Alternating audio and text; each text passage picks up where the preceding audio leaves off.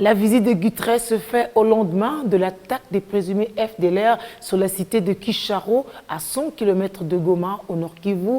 Boutiques, maisons d'habitation et voitures étaient incendiées. La représentation du peuple en appelle à l'intervention des services de sécurité, tandis que le député provincial Eli Zagabi demande l'évaluation des opérations militaires en cours dans le Rutshuru.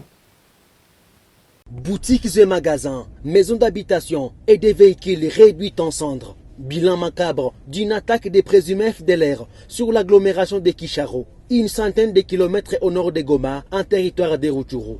Une attaque de trop qui révolte le député provincial Eli Nzahani. Je voulais d'abord transmettre un message de compassion à nos compatriotes qui ont été la cible d'une attaque de malfrats au niveau de Kisharo. Et c'était juste après l'attaque du marché de Katwiguru, c'est à côté. Et juste après l'attaque de l'agglomération de Kiseguru aussi, c'est à côté. Aujourd'hui, il y a quand même des dégâts énormes qui ont été inventoriés. On a incendié plus de 9 boutiques, plus de 3 maisons et plus de 2 véhicules. C'était l'élu de Rutshuru, un appel à l'évaluation des opérations militaires dans ce territoire. Nous venions, nous, comme élus du territoire de Rutshuru, d'échanger avec son Excellence, Monsieur le Gouverneur.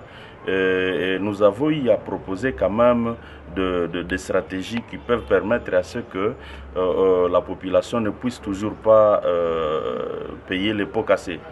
Depuis que le trac des groupes armés a commencé, nous nous sommes dit qu'il faudrait quand même évaluer et voir réellement si ce n'est pas la population qui est en train de payer les pots cassés, alors que ces groupes armés sont en train d'errer ça et là. Kiseguru, il y a Katwiguru, il y a Kisharu, il y a Buramba, il y a Nyamili, Maïcha, Chavia, Buganza. Aussi, on a dit à son Excellence, Monsieur le Gouverneur, que non, il faudrait qu'il y ait une force complémentaire qui pourra toujours garder les agglomérations, car les autres forces seront en train de traquer les groupes armés dans le fin fond du territoire. Soulignons que ce député provincial a déjà été victime de cette insécurité pendant ses vacances parlementaires, en voyant son véhicule être la cible des tirs des combattants Nyatura, blessant son élément de garde le mois dernier.